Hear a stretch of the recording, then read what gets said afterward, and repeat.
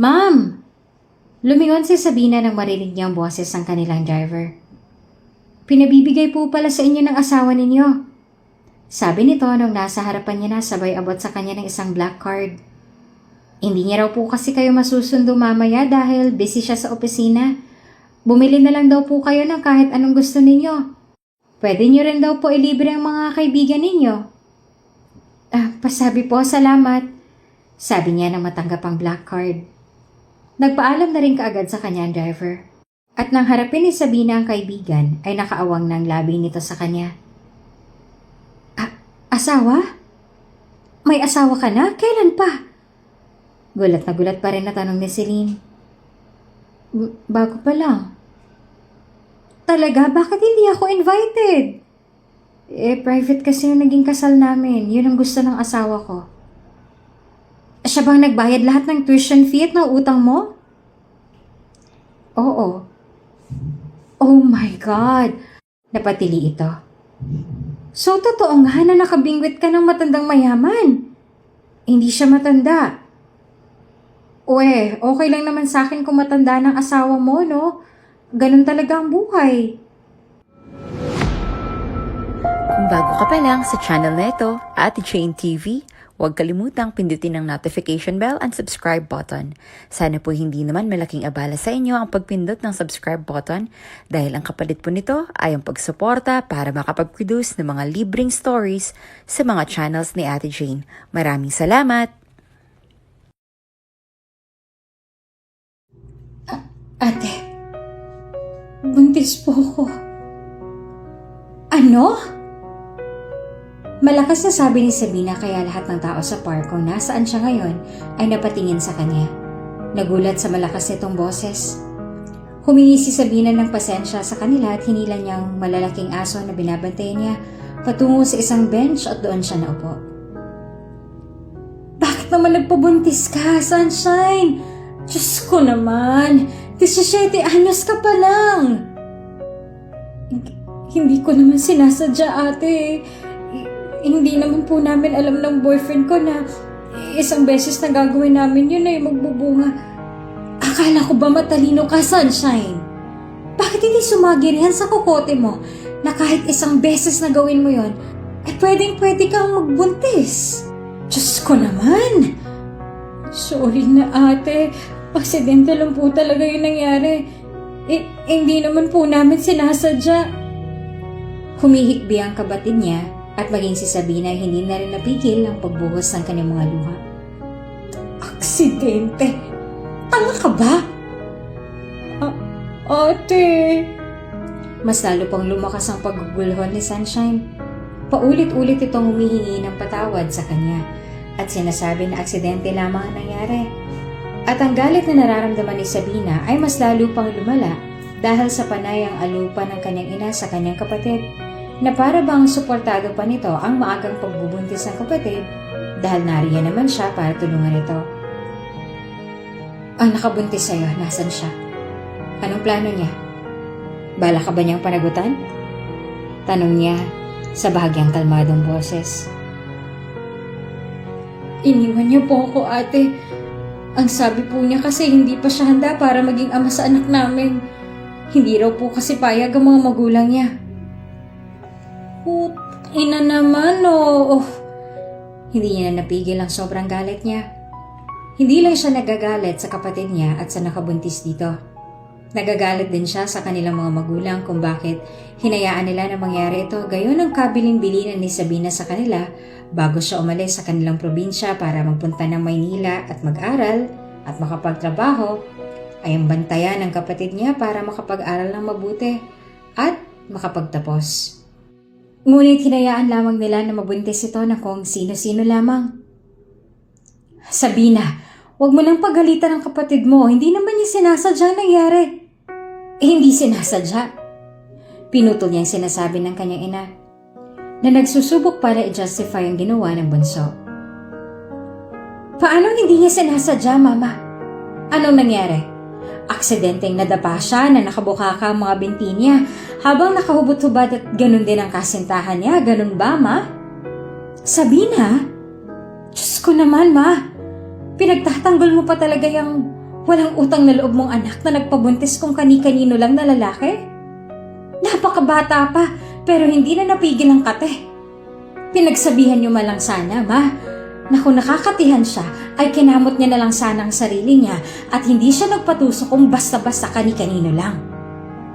Sobrang nagagalit si Sabina at wala siyang pakialam kung masakit man ang lahat ng mga katagang lumalabas sa bibig niya. Wala siyang pakialam kung malakas ang boses niya kaya napapalingon sa kanya ang ibang tao sa park. Wala siyang pakialam kung asa naman ang kailangan niyang ilakad-lakad ay nag-aaway-away na. Umayos ka sa pananalita mong yan, Sabina. Kung makakapagsakit ka, akala mo hindi na kapatid mong nabuntis at hindi mo pa man kinang dinadala niya. Galit na hiyaw pa sa kanya ng kanyang ina. Yun na nga, ma, kapatid ko yan. Ginagawa ko lahat para mapag-aral siya, para magkaroon siya ng magandang buhay.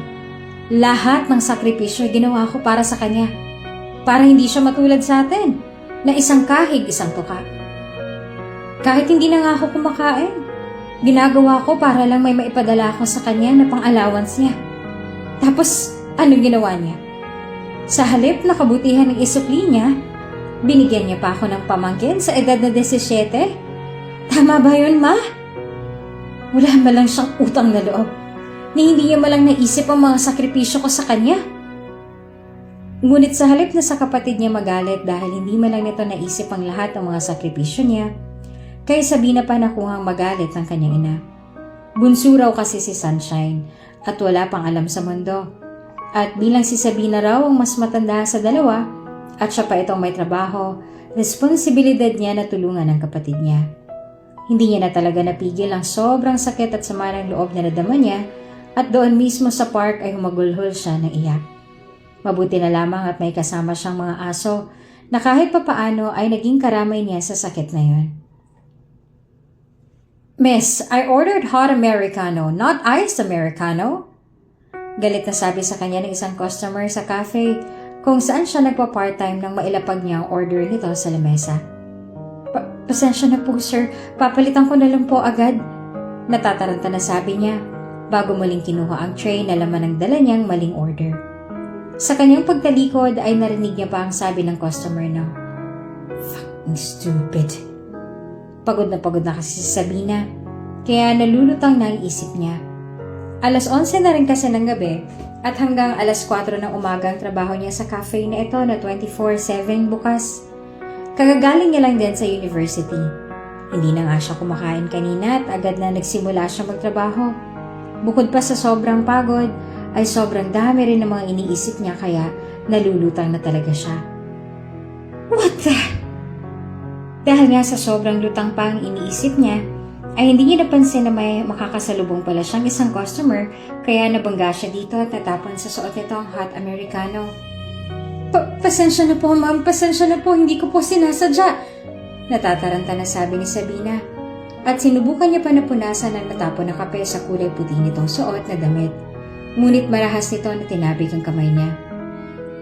Hindi ka ba talaga marunong tumingin sa dinaraanan mo? Bulag ka ba, ha? Buliw nito sa kanya. Pasensya na po talaga, ma'am. Hindi ko po kasi kayo napansin. Nang dahil sa'yo nasira itong suot ko. Nakakainis ka naman sa katangahan mo. Ang dapat sa'yo ay tinatanggal sa trabaho. Nasaan bang manager mo? Kakausapin ko siya na tanggalin ka ng trabaho. Puisit, sinira mong gabi ko. Huwag niyo naman po akong tanggalan ng trabaho, ma'am. Taranta pa rin na sabi ni Sabina. Kailangan na kailangan ko po ang trabaho kong to. Kahit ano pong gusto ninyo ay gagawin ko. Huwag niyo lang po akong tatanggalin sa trabaho. Talaga? Gagawin mo lahat ng gusto ko? Nakangisi na tanong ng babae at si Sabina naman ay marahan na tumango.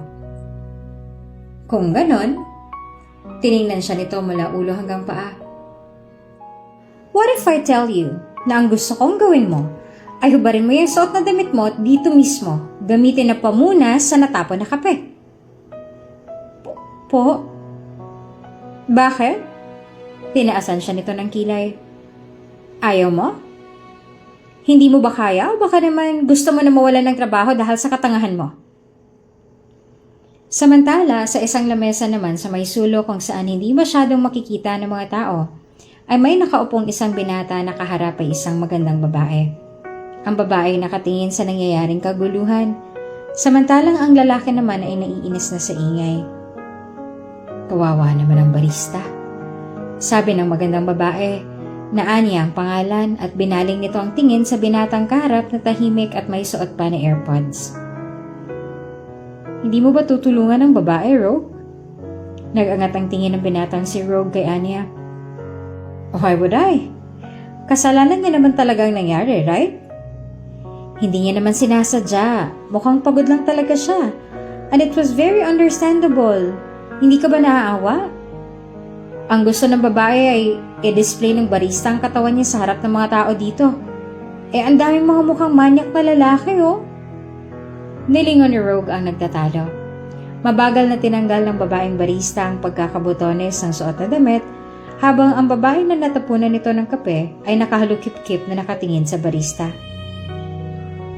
Help her if you want. Walang buhay na sabi ni Rogue kay Anya na umirap at tumayo na para tulungan ng babae. Habang napaigtad naman si Sabina sa gulat nang sigawan ulit siya ng babae na natapunan niya ng kape dahil sa mabagal niyang kilos. Nangingilid ng mga luha sa kanyang mga mata. Ayaw niya naman na ma-display ang katawan niya sa mga tao dito. Ngunit wala siyang choice dahil kung hindi niya gagawin yon ay mawawalan siya ng trabaho. Sa sitwasyon niya ngayon ay kailangan niya ang trabaho. Mahirap na humanap ng iba kung sakali na matanggal siya dito. Ngunit bago pa man mahumadang tuluyan ni Sabina ang kanyang damit, ay bigla na lamang may humawak sa kamay niya para pigilan siya. Nang mag-angat ng tingin si Sabina sa mukha ng taong pumigil sa kanya, ay nagulat siya nang makita ang isang lalaki. Anong ginawa? Hindi na nagawang tapusin ng babae na natapunan ni Sabina ng kape ang sasabihin nang balingin ito ng masamang tingin ng lalaki. Tila na estatwa pa ito sa kinatatayuan ngayon. Anya? Tawag ng lalaki sa isang babae na agad naman na lumapit sa tabi nito. Yes? Tiningnan ito ng lalaki. Talk to the manager of this cafe and tell them that from now on, this woman will be banned from this place. Wala nang masyadong paligoy-ligoy at iyon ang sinabi ng lalaki bago muling binalingan ng masamang tingin ng babae sa harapan. Tiningnan naman ni Sabina ang lalaki. Dahil sa labis sa gulat, ay halos hindi na makagalaw si Sabina. Ang mga mata niya na kumikinang sa luha ay inosente at nanlalaki na nakatingin sa mabait na lalaki. Tiningnan naman siya nito mula ulo hanggang paa at nang makita ang sitwasyon niya, ay hinubad nito ang suot na coat at pinatong sa kanya para matakpan ang malapit niya ng ma-expose na dibdib. Hinawakan din nito ang coat para sa kanya para hindi yun mahulog at hinila na siya palayo sa eksena. Para iiwas siya mula sa mga malagkit na titig sa kanya ng ibang mga customer na lalaki roon. Salamat po sa tulong ninyo, sir. Nauutal na sabi ni Sabina sa lalaki na makalabas na sila ng cafe. Don't go back inside just yet. Wait for my secretary to come out. She will handle everything. Sabi nito sa kanya. Tumango na lang si Sabina at muling nagpasalamat sa lalaki. At hindi siya nito sinagot. Iniwan na rin siya nitong mag-isa doon nang may tumawag dito. Hindi niya man lang naibalik ang coat nito. Hi! Nakangiti na lumapit sa harapan niya ang babae na inutusan kanina ng mabait na lalaki. Naayos ko na ang gulo sa loob, nakausap ko na rin ang manager ninyo. And don't worry, hindi ka matatanggal sa trabaho. Yung babae naman, tulad ng utos ng boss ko, ay banned na sa cafe nito kaya I can assure you na hindi na niya ulit magugulo ang trabaho mo dito. Dahil sa sinabi at para bang nakahinga na si Sabina ng maluwag at paulit-ulit siyang nagpapasalamat sa babae. Mabuti na lang at hindi pa siya tanggal sa trabaho niya. Oo nga pala, where's my boss? Hindi ba sabay kayo na lumabas kanina? Tanong nito. Umalis na po siya. Sagot niya naman. What? Iniwan niya ako? Parang hindi makapaniwala ang babae kapag Juan ay napabuntong hininga ito. Ako nga pala si Anya, secretary at pinsan ako ng lalaki na tumulong sa'yo kanina. Ang lalaki naman na tumulong sa'yo kanina ay si Rogue Valderrama ang pangalan. Ako naman si Sabina Makatarungan. Namangha pang dalagang si Anya sa kanyang apelyido dahil ngayon lamang daw nito narinig ang ganong klase ng apelyido. Habang si Sabina naman ay nagpasalamat ulit kay Anya sa naging tulong nito sa kanya. Hindi rin naman nagtagal si Anya dahil inaantok na raw ito at gusto na umuwi. Bumalik na rin si Sabina sa trabaho at katakataka na hindi siya pinagalitan ng manager nila sa pagkakamali niya, ngunit sa isip niya ay baka dahil sa pinakausapan din ito ni Anya kanina. Ang buong akala talaga ni Sabina ay sobrang malas ang araw niya dahil sunod-sunod ang mga kamalasan na dumadating sa kanya. Mabuti na lang at hindi naman pala puro kamalasan ang naghihintay sa kanya. At kahit paano maswerte pa rin siya dahil hindi pa rin siya natanggal sa trabaho. Alas 4 na ng madaling araw na nakauwi si Sabina sa boarding house niya at pagod na siya at halos bibigay na talaga ang katawan niya. Pero ganun pa man ay tinupi niya rin ang coat ng mabait na lalaking tumulong sa kanya kanina at tinabi iyon sa gilid para masaoli niya sa lalaki kung sakaling muli pa silang magkita. Sa sumunod na mga araw ay ang hinihintay lang ni Sabina ay muling magkape sa pinagtatrabahuan niyang mabait na lalaki at si Anya. Nung lumipas lang 1 linggo ay hindi na talaga ito bumalik. Naisip ni Sabina na baka hindi na talaga sila babalik dito. Marahil ay hindi nila nagustuhan ang nasaksihan na nangyaring gulo. Sabina, pakidala naman sa table number 6. Sabi sa kanya ng isa niyang katrabaho kaya agad niyang tinanggap ang dala nito at dinala iyon sa table number 6. Hi Sabina! At nagulat si Sabina dahil pagdating niya sa table 6 ay 2 tao na hindi niya inaasahan na makita ang nakaupo roon. Si Anya na nakangiti sa kanya ng malawak at si Rogue na seryoso ang muka at nasa laptop ang buong atensyon. Ma'am Anya, gulat niyang sabit. Long time no see, Sabina. Sabi ni Anya bago ito tumayo at tinulungan siya sa dala niya na sobrang gulat niya ay hindi niya namalayan na hindi niya pa pala nalalapag iyon. Kamusta ka na, Sabina? Maayos naman po ako, ma'am. Salamat po dahil sa inyo, hindi ako natanggal sa trabaho ko. Sabi niya. Mabuti naman kung ganon. Tinignan ni Sabina ang binatang si Rogue na abala pa rin sa ginagawa at may kung anong tinatype.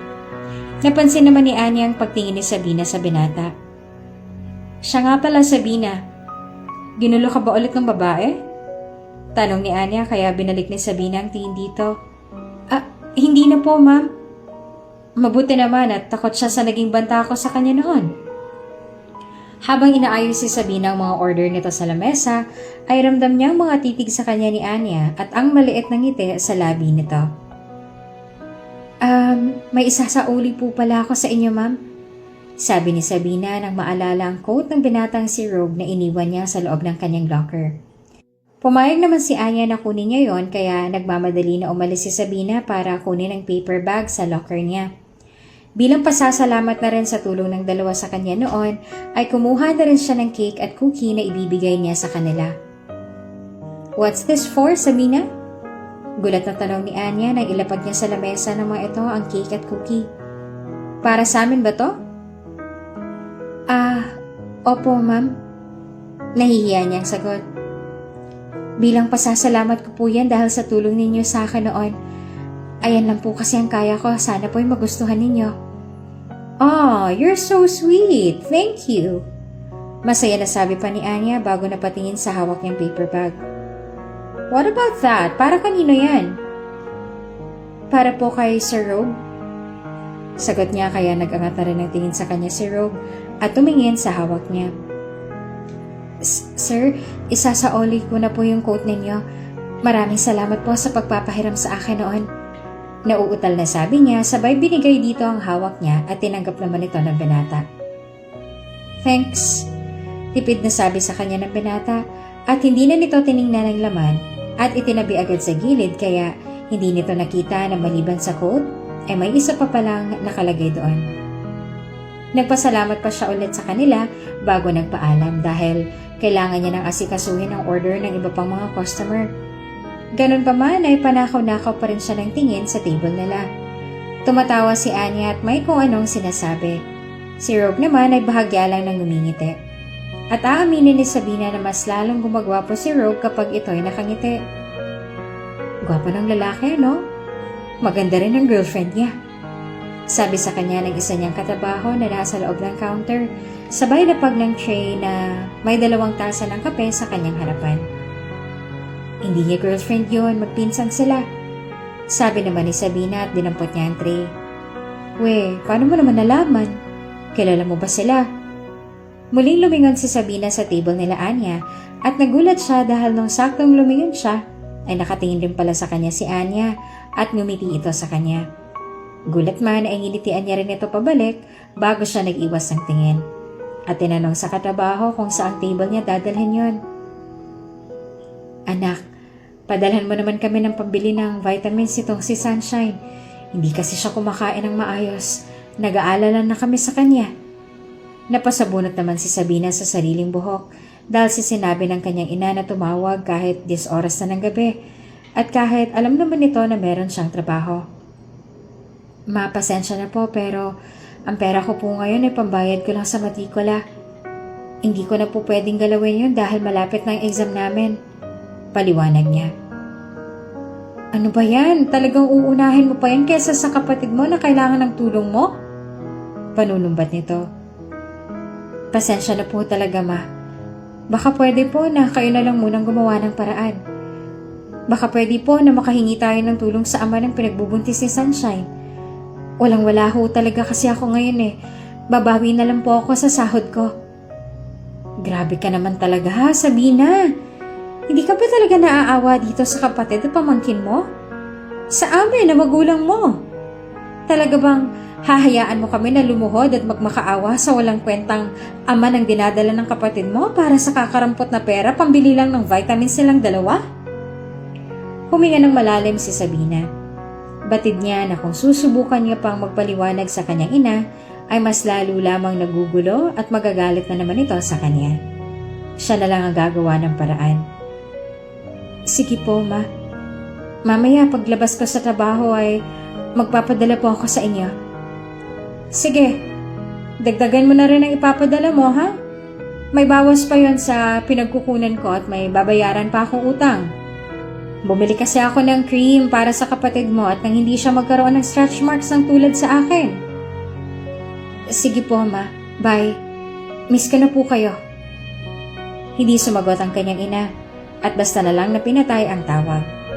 Nagbuntong hininga naman si Sabina bago umikot para sana bumalik na sa trabaho ngunit natigilan at nagulat nang makitang nasa likuran niya si Anya. Ma'am Anya, gulat niyang sinabi.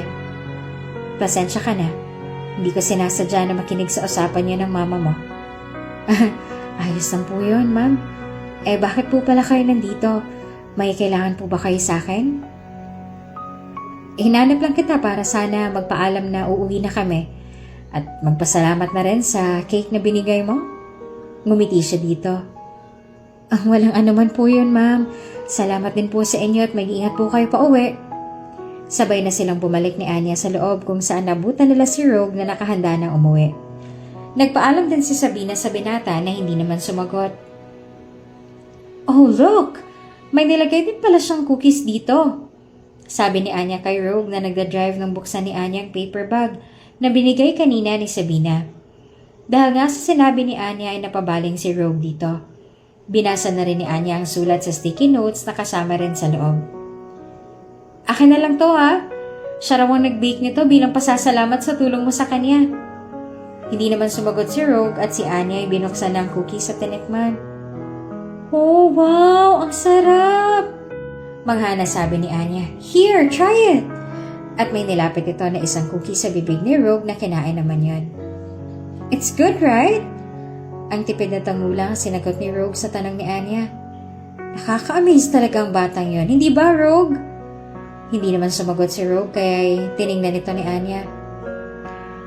Narinig ko kanina na hinihingan siya ng pera ng magulang niya para raw yata sa vitamins ng kapatid na Burns. Ang kawawang si Sabina, binigay na lang ang pang-tuition niya. Pero alam mo ba, sa kabila ng nangyari sa kanya kanina, ay nakuha niya pa rin ng umiti. Binigyan niya pa tayo ng cake. At ikaw naman talagang pinag-bake ka pa niya ng cookie. Tiningnan ni Rogue ang pinsan. Bakit ba sobrang curious na curious ka sa batang yun na talagang nakinig ka pa sa usapan nila ng magulang niya? Bata? Natawa naman si Anya. You're calling her bata? Para namang sobrang tanda mo ng pakinggan yan. Bata rin naman ang tawag mo sa kanya. That's because I'm already 36. Si Sabina, baka nasa 20 plus pa lang. While you're only 29. Ilang taon lang ang agwat mo sa kanya, no? Bata pa rin. Mas bata sa akin. Yeah, but you know what? I feel like pag si Sabina ang babae na ipapakilala mo kay Lolo na maging asawa mo, feeling ko magugustuhan agad siya ni Lolo. Sabina sa type of girl na tipong hindi ka lang basta papatulan dahil lang sa pera. She's kind and beautiful. Sa tingin mo rin ba? Hindi sumagot si Rogue sa tanong ni Anya habang panay pa rin ang kakadaldal nito patungkol kay Sabina na hinayaan na lang din ni Rogue. Hanggang sa ang kadaldalan nga ni Anya ay nauwi na sa pagbanggit sa gusto ng lolo nila na kailangan niya na mag-asawa at magkaroon ng sariling pamilya. Hindi rin talaga maintindihan ni Rogue kung bakit siyang pinipilit ng lolo niya na mag-asawa na habang si Anya na nasa tamang edad na para mag-asawa ay hindi man lang kinukulit ng lolo nila na mag-asawa. Sadyang si Rogue lang talagang pinuntiryan ng lolo nila tungkol sa kasal. Anong problema, Sab? Tanong kay Sabina ng kaklase at kaibigan niya ring si Celine nang makita siyang malungkot na nakaupo sa gilid ng hagdan. Naupo rin ito sa tabi niya na may pag-aalala. Wala, may iniisip lang ako. Ano? May hindi ka ba napasa sa mga activities at ganyan ka na lang kalungkot ngayon? Hindi. Sagot naman ni Sabina. Iniisip ko lang mga bayarin ko. Kulang na kasi ang pang-tuition ko at matagal pa ang sahod ko. Bakit? Akala ko ba kompleto ng pang-tuition mo? Pinadala ko kasi muna sa probinsyang iba. Kailangan daw kasi nila ng pambili ng vitamins sa buntis kong kapatid. Baka raw kung hindi uminom ng vitamins ang kapatid ko, baka mapano pang baby sa sinapupunan niya. Bakit kailangan na ikaw pa? Gumawa kaya muna sila ng paraan at hindi iasa lahat sa'yo. Dahil alam naman nila na kailangan mo rin ng pera at nag-aaral ka pa. Naiinis sa sabi naman ni Celine. Kaya nga Nagbuntong hininga ng malalim si Sabina. Pero hindi ko rin naman sila masisisi. Baka wala na silang mahiraman ng pera dahil marami-rami na rin ang pinagkakautangan nila sa amin. Pasensya ka na ha. Gusto ko tang tulungan kaso kapos din ako ngayon Sapat lang ang pera na meron ako ngayon para pang tuition ko. Ayos lang. Ngumiti naman si Sabina. Hahanap na lang ako ng paraan bago ang deadline ng pagbayad. Naisip ni Sabina na magbale na lang muna sa kanyang part-time job upang may ipangdagdag siya sa tuition niya. Nakiusap siya nung gabing pumasok siya sa trabaho ngunit hindi pumayag ang may-ari. Kahit ipinaliwanag niya naman na ang perang babalihin niya ay para rin sa tuition niya ay hindi ito pumayag. Marami raw kasi itong mga stocks na pinadeliver at kailangan na bayaran. Naiintindihan naman ni Sabina ang dahilan ng boss nila kaya hindi na siya nagpumilit. Ang hindi naman alam ni Sabina ay may alam si Anya sa kung ano ang mga pangyayari sa buhay niya. Alam nito na bumali ito sa boss nito dahil matapos ang nangyaring gulo noon sa cafe ay pinakuusapan ni Anya ang ilan sa mga staffs ng cafe na ipaalam dito kung ano ang nangyayari kay Sabina. Ang sabi lang naman ni Anya sa staffs noon ay ipaalam sa kanila kung bumalik pa ba ang babaeng pinaban nila at kung ginugulo pa ba nito si Sabina. At hindi naman in-expect ni Anya na sasabihin ng mga ito sa kanila ang problema ni Sabina. Ngunit pabor din naman yon para kay Anya. Kailangan mo ng pera, hindi ba? Nagulat pa si Sabina sa biglang tanong sa kanya ni Anya. Kanina ay dumating ito sa coffee shop ng mag-isa.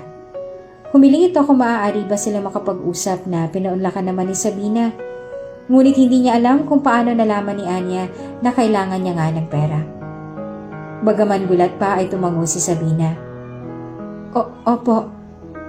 Then, be Mr. Rogue Valderrama's wife. May ngiti pa sa labi nito na sabi. Po? Gulat naman na sambit ni Sabina.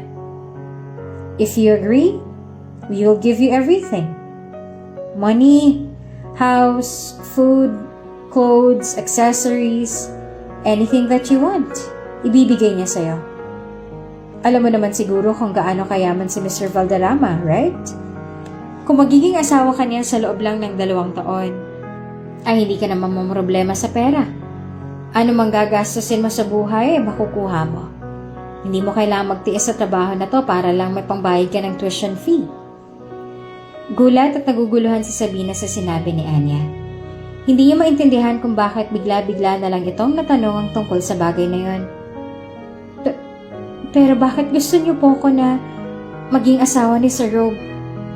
Alam ko po na sobrang yaman at successful niya. Marami namang ibang mga babae ang nagkakandara pa sa kanya. Bakit po ako? It's not that he really wants you to be his wife. Tapat na sagot ni Anya. Maganda ka naman pero hindi pa siya ready para sa mga ganong bagay. Pero sa ngayon, ikaw ang nakikita namin na best option para maging asawa niya. Hindi ko po kayo maintindihan. Gulong-gulo pa rin si Sabina. Gusto ng lolo namin na magkaroon na siya ng asawa. But he is still single kaya wala pa siyang pwedeng pakasalan. And when I first saw you, I felt like you would be the best option para maging asawa niya. Pero bakit po ako? Marami naman pong ibang babae riyan na sigurado ako na tatanggapin ng alok ninyo. You're simple. Yung tipo ng babae na hindi iisipin ng lolo namin na papato lang kay Rogue dahil sa pera. Ikaw yung tipo na kahit anong sabihin ay paniniwalaan ng lolo namin. Our lolo is not matapobre at ang gusto niya para kay Rogue ay isang babae na genuine at hindi lang basta-basta pera ang habol sa kanya. Kung ikaw ang ipapakilala ni Rogue kay lolo, ay wala na siyang magiging reklamo. I hope that answers your question. Kung tinatanggap mo ang alok ko, tell me as soon as possible para masabi ko kay Mr. Valderrama at mahihanda na namin ang magiging simpleng kasal ninyong dalawa. Bagaman alam ni Sabina na mabait si Rogue at si Anya, hindi niya matatanggap ang alok nito sa kanya at bukod pa ron na hanggang ngayon ay gulong-gulo pa rin siya sa mga sinabi nito. Pasensya na pero hindi ko po matatanggap ang alok ninyo. Naiintindihan ko, pero kung sakaling magbagong isip mo, here is my calling card. Just give me a call at maaari natin pag-usapan ulit ang bagay na ito. Hindi mo naman kailangan na pilitin ang sarili mo na tanggapin ang alok ko. Just because iniisip mo ang naging tulong namin sa iyo noon. It was in the past. Nakabawi ka na noon. So don't force yourself and give yourself time to think. Sa lamesa. Tiningnan niya rin ang babae na ngayon ay naglalakad na palabas ng restaurant. Huminga siya ng malalim bago dinampot ang card niya. Hindi niya talaga alam kung ano ang pumapasok sa isip ng mga mayayaman na yon para bigla na lang siyang alokin ng kasal kapalit ng pera. Oo nga, kailangan niya ng pera dahil sunod-sunod ang mga bayarin niya. Dagdagan pa na nabuntis ang kapatid niya kaya dagdag na naman yon sa kailangan niyang isipin. Lalo na ang kapatid niya ay hindi pinanagutan na nakabuntis dito. Ngunit kahit gaano pa kahirap ang buhay, ay hindi tatanggapin ni Sabina ang alok na yon. May dignidad pa naman siya kahit na halos wala nang laman ang kanyang sikmura dahil sa labis ng pagtitipid. Ganun pa man, sadyang dumarating talaga tayo sa punto ng ating buhay na wala na tayong ibang nagiging choice kung hindi ang talikuran ng sariling dignidad. Isang araw ay bigla na lamang tumawag sa kanya ang kanyang ina at sinabi na nasa ospital ang kapatid niya dahil dinuguraw ito. Ang sabi ng doktor, ang dahilan daw ng pagdudugo nito ay dahil sa uminom ito ng maraming alak at sa sobrang stress. Bakit mo naman ginawa yun, Sunshine? Alam mo naman na buntis ka at masama yun para sa anak mo. Galit na tanong ni Sabina sa kapatid, na ngayon ay naka-video call niya at umiiyak pa. Ginawa ko lang naman yun, ate, dahil gusto kong malaglag ng bata para hindi mo na kami maging problema. Nahihiya na kasi ako sa'yo, ate. Hindi ko naman hiniling sa'yo na ipalaglag mo yung dinadala mo. Hindi ko alam kung ano bang naiisip mo para gawin yon. Kaya kita pinagsabihan dahil gusto ko na ma-realize mong pagkakamali mo. Gusto ko na may matutunan kang leksyon sa buhay dahil magiging isang ina ka na. Hindi pwede na palagi ka na lang padalos-dalos kung magdesisyon. Kahit nagalit ako sa'yo, ay wala akong sinasabi na gusto kong mawala ang pamangkin ko. Ni minsan na hindi sumagi sa isip ko na hilingin sa'yo na ipalaglag mo ang batang yan.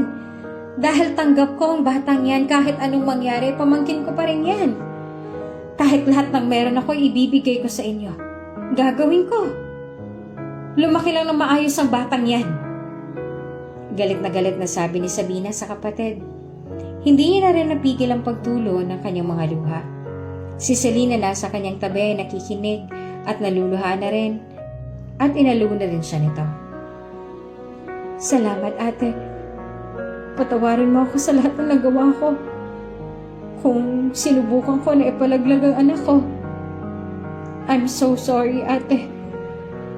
Bagaman nagagalit si Sabina sa ginawa ng kanyang kapatid, ay naiintindihan niya rin ito. Baka sa sobrang stress lang talaga ito sa mga nangyayari. Lalo pat napakabata pa nito para sa napakalaking responsibilidad. At alam din ni Sabina na may kasalanan din siya sa nangyari dahil labis siyang nagalit sa kanyang kapatid.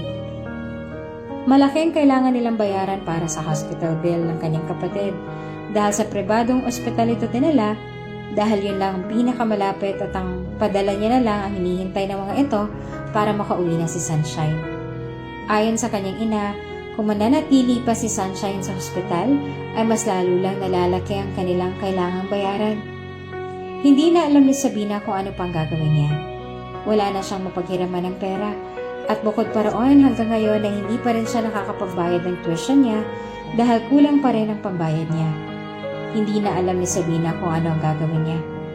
Kaya naman, noong wala na talaga siyang ibang maisip na paraan ay hinalungkat niya sa gamit niya ang calling card na binigay sa kanya noon ni Anya at tinawagan niya ito para makapag-usap sila tungkol sa alok na to sa kanya noon.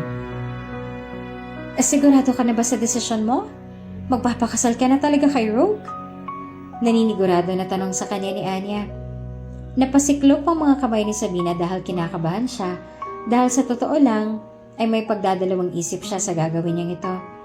Ngunit ito na lang talaga ang naisip niya na paraan kaya marahan siyang tumango.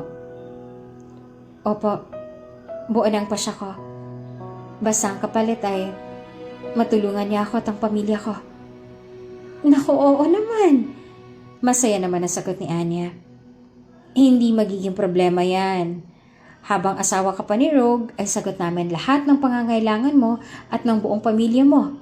Maging ang panganganak ng kapatid mo ay sagot din namin. At babayaran ko na rin ang buong tuition fee including other fees mo hanggang sa makagraduate ka. Kahit ano.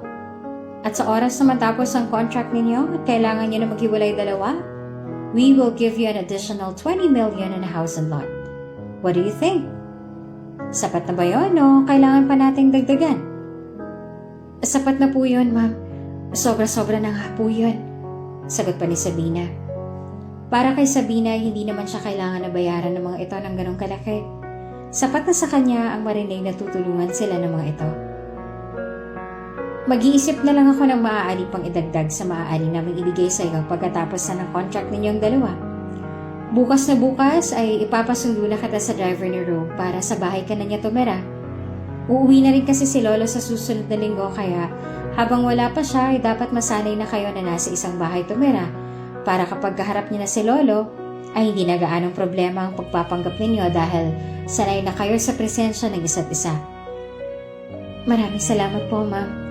Sabi niya. No, I should be the one thanking you. Sabi pa ni Anya. Inabot nito ang kamay niya na nakapatong sa lamesa. Nabawasan ang mga problema ko dahil sa'yo. Huwag ka na rin pala mag-alala sa kapatid mo. Bukas na bukas din ay makakalabas sa sila ng ospital nang walang kahit anong problema. Kami nang bahala sa kanila. Siya nga pala, gusto mo ba na magpadala na kami ng pera sa kanila bilang paunang bayan? Eh hindi po, sagot naman ni Sabrina. Kailangan na po namin ng pambayad para sa hospital bill ng kapatid ko. Pero maliban po doon na hindi niyo na po sila kailangang bigyan ng pera o kung ano pa man ang material na bagay. Why? You are allowed to ask anything. Kahit ano pang hilingin mo, ibibigay namin para sa'yo. Ayoko po kasi na maging sobrang matali ang pera para sa kanila. Nag-aalala po kasi ako na ang pera na maitutulong po ninyo sa amin ay mauuwi sa wala. Baka po'y lalo silang tamarin na magtrabaho at iubos ang po nila sa pagsusugal. Kahit na ang pamilya niya naman ang dahilan kung bakit niya ginagawa ito, ay ayaw naman ni Sabina na ibigay lahat sa kanila. Ayaw niya kasi na mas lalo pa na maging batugan ng pamilya niya sa oras na makaranas ng kaginawaan at iasa na lang ulit ang lahat sa kanya at sa mga tumutulong sa kanila. Gusto ni Sabina na kumilos din sila kahit papaano dahil hindi sa lahat ng oras ay kailangan na siya ang lahat na gumagawa ng paraan at kumilos. Mabuti na lang at naiintindihan naman ni Anya ang nais niyang mangyari at hindi na nagpumilit pa. Ang pera na ipinadala lang nito sa kanyang pamilya sa probinsya ay sapat lang para makalabas ang kapatid niya sa ospital. Walang labis, walang kulang. Katulad ng sinabi ni Anya kinabukasan ay may magarang sasakyan ang sumundo sa kanyang dorm. Pagdating niya sa malawak at sobrang ganda ng mansyon na pagmamayari ni Rogue, ay naroon na rin si Anya ngunit wala pa roon si Rogue. Maaga raw kasing umalis si Rogue kanina para pumasok sa opisina. Ipinaliwanag sa kanya ni Anya ang lahat ng mga kailangan niyang malaman sa kanilang contract bago siya nito pinapirma ng marriage contract na ang pirma niya na lang ang kulang dahil nakapirma na si Rogue. Magandang benefits si Sabina sa contract nila na ito. Daig niya pang nanalo sa loto. At the same time, nagigilty din siya dahil kailangan lokohin ang lolo ni Rogue at paniwalain na mahal nga nila ni Rogue ang isa't isa kaya sila kinasal ng patago. Ma'am Sabina, pinapatawag po kayo ni Sir Rogue. Nasa may pool area po siya, gusto niya raw po kayo na makausap. Bandang hapon na yon at abala si Sabina sa pag-aaral para sa kanilang midterms nang kumatok sa kwarto niya ang isang kasambahay. Sige po, lalabas na po ako.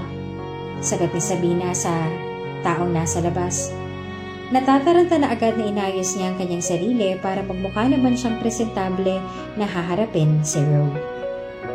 Hindi niya kasi alam na nakauwi na pala ang asawa niya. Ang akala kasi ni Sabrina ay gabi pa ang uwi ni Rogue dahil yun ang sinabi sa kanya ni Anya bago ito umalis. Nakasunod si Sabina sa kasambahay. Hanggang sa marating nila ang pool area at doon niya nga nakita si Rogue na nakaupo sa isang lounge at may binabasa na papeles. Nang mapansin nito ang presensya nila ay lumingon ito sa gawin nila. Sa hindi naman malaman na dahilan ay halos hindi na huminga si Sabina. Sobrang bilis ang tibok ng kanyang puso at pakiramdam ni Sabina ay nawawala na rin ng lakas ang mga buto-buto niya lalo na nung sila na lang dalawang naiwan sa pool area dahil iniwan na sila ng kasambahay. Habang naglalakad si Sabina palapit sa kinauupuan ng kanyang asawa ay nasa kanyang mga mata nito kaya mas lalo lamang siyang kinabahan. At halos hindi na rin siya huminga sa takot na baka'y may hindi siyang magandang gawin at hindi magustuhan iyon ni Rogue. Magandang hapon po, Sir Rogue. Ang kinakabahan at nauutal pa na bati ni Sabina sa kanyang asawa. Maupo ka. Tumango si Sabina at naghanap ng mauupuan. Pinagsalikop niya ang kamay niya at tumingin sa mata ng kanyang asawa na titig pa rin sa kanya. Nagustuhan mo ba ang bahay? If you don't like this place, pwede tayong lumipat sa isa ko pang bahay. Or we can buy a new house for us. Panimula na tanong ng binata. Ayos na po ako rito, sir. Since you are now my wife, practice calling me by endearment from now on. Nawindang si Sabina. Endearment? Yes. Ano pong klase ng endearment, sir? You decide. Sagot nito. Kung ano sa tingin mong maganda. Bakit kailangan po na ako mag-decide? Because I can easily get used to calling you by whatever endearment I may want to use or call you. Ikaw, mabilis ka bang masanay na tawagin ako sa ganon? Umiling si Sabina. Hindi po. Then, think of something comfortable for you. Something you can easily get used to. And that won't make you feel awkward whenever you're calling me. Tahimik na nag-isip si Sabina. Wala pa siyang naging nobyo kahit isa noon kaya wala pa siyang ideya sa kung ano ang dapat na maging tawagan nila ng asawa niya. Malalim ang iniisip niya at si Rogue naman ay lihim na lamang na napapangiti habang nakatingin pa rin sa kanyang asawa na sobrang seryoso sa pag-iisip. Kumikinang ang mga mata ni Sabina nang may maisip na siya. Babe? Sabay tingin niya sa kanyang asawa. At napigilan naman si Sabina, sabay nag-init ang pisngi niya nang sumagot si Rogue ng, Yes? I mean, okay na po ba sa inyo ang ganong tawag ko? Bahagyang tumaas ang gilid ng labi ni Rogue. Yes, it's okay. You call me babe, and I call you baby. Baby? Aha. Para naman isipin ni Lolo na pinag-isipan natin mabuti ang tawagan natin. Okay po, sir. Babe. Pagtama nito sa kanya. Okay po, sir, babe. Hindi makapaniwalang mukha ni Rogue dahil sa sinabi niya pero ganun pa man ay wala na itong ibang sinabi at basta na lamang iniwan siya. Sa unang araw niya sa bahay ni Rogue ay naging maayos naman ang lahat dahil mabait naman ang lahat ng mga kasambahay ni Rogue. Maging ang asawa niya ay mabait din sa kanya. Kahit pa hindi ito pala salita at nagtatrabaho lang sa laptop. Sab, saan ka ba nakakuha ng pera para pambayad sa hospital bill ng kapatid mo? Tanong ng kanyang ina na tumawag. Nanghiram po ako sa trabaho ko. Kaya mo naman pala na manghiram sa kanila ng ganong kalaki. Hinayaan mo pa kami na mangutang dito kung kani-kanino lang. Dapat nung una pa lang ginawa mo na yon. Hindi ko naman po pwedeng gawin yon kung wala pa akong valid na dahilan. Paliwanag niya.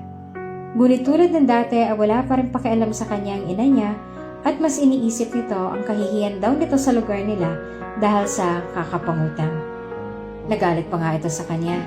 Kahit siya na nga ang gumagawa ng paraan may maipadala lang sa kanila. Baby, where are you? Boses ni Rogue yon mula sa kung saan na hinahanap siya. Sino yan, Sab? May kinakasama ka na ba dyan? Nakakalimutan mo na bang responsibilidad mo sa amin? Galit na tanong sa kanya ng kanyang ina. Dahil sa narinig ni Sabina ang mga yapak ni Rogue ay nataranta siya. Agad niyang pinatay ang tawag na hindi niya sinasagot ang tanong nito. Paglingon niya sa kanyang likuran ay nakita niya si Rogue. Kaagad din na pinahid ni Sabina ang mga luha sa kanyang mata kaya nagtagpo ang kilay ni Rogue sa pagtataka. What's wrong? Bakit ka umiiyak? Ay, wala po. Napuwing lamang po ako.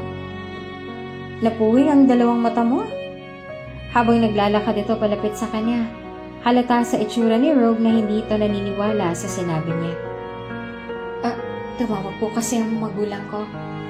Huminto sa harapan niya si Rogue. And? You missed it? Marahan siyang tumungo. Opo. Gusto mo ba na bumisita sa kanila? You can use my jet para makauwi ka rin agad the same day. Hindi na po kailangan, sir. Why? Alam ko naman po kasi na hindi sila matutuwa na makita ko. Malungkot niyang sagot. Ilang taon ka na ba na hindi nakakadalaw sa kanila? Mula po nung umalis ako ng probinsya. 3 taon na po nakakaraan. Sagot niya. Matagal na rin pala. Bakit naman hindi sila matutuwa kung bibisita ka sa kanila gayong matagal na rin pala kayong hindi nagkikita? Iniwas ni Sabina ang tingin niya. Marami pa po kasi akong kailangan na bayaran bago ako umuwi sa amin. Kung uuwi po ako na walang mabibigay na kahit ano sa kanila, ay magagalit sila sa akin. Tapat niya sagot. I'll give you money. Hindi ba sinabi sa'yo ni Anya na kahit anong kailangan mo ay sabihin mo lang sa akin at ibibigay ko? Money is not going to be a problem. Binalik niyang tingin sa mukha nito. Hindi na po kailangan, sir. Nakakahiya na po sa inyo. Sapat na po sa akin ang tulong ninyo para makalabas ng ospital ang kapatid ko. I am your husband now, Sabina. Hindi mo kailangan na mahiya sa akin. At ng gabi na ngayon, ay bigla na lang may nag-send ng 5 milyon sa bank account niya. Kinausap ni Sabina ang asawa niya dahil alam niya na kay Rogue nang galing yon, ngunit ang sagot lang nito sa kanya ay para raw yan sa kanya para panggastos niya at kung maubos man raw ay sabihin lamang dito para makapag-send ito ng panibago. Sinabihan naman ni Sabina ang asawa na hindi siya nito kailangang bigyan ng ganong kalaking pera dahil hindi niya naman kayang gumastos ng sobrang laki. Ngunit hindi pa rin ito binawi ang pera. Doon na lang daw yon sa bank account niya. Salamat sa paghatid. Nahihiya na sabi ni Sabina sa asawa nang ihatid siya nito sa university niya. Rogue smiled. You're welcome, baby. Nahihiya na bahagya niya lang itong initian bago siya lumabas ng sasakyan nito. Kumaway pa siya sa sasakyan ni Rogue kahit hindi niya alam kung nakatingin ba ito sa kanya ngayon. Girl, I heard na fully paid ka na raw ng tuition hanggang sa makagraduate ka. Totoo ba? Masayang tanong sa kanya ng kaibigan niya nung makita siya nito. Nagtaka si Sabina. Huh? Usap-usapan ka ngayon sa campus, girl. Ang chismis ng iba ay baka raw nanalo ka sa loto o di naman kaya may sugar daddy ka. Hindi ako nanalo sa loto, no? Pero bayad na talaga ang buong tuition fee mo? Siguro, hindi ko alam.